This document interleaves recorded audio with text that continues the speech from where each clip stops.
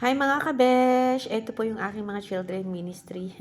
Pinagluto ko sila, hindi ko akalain na ganito sila karaming darating. Kasi gabi na, so hindi ko sila inaasahang marami sila. Ganun pa man, birthday pala ni Adong, kaya ako ay nagpapasalamat sa Panginoon na kaya pala niya itinuloy itong cell group na to dahil birthday pala nitong batang ito. Napakabuti talaga ng Panginoon.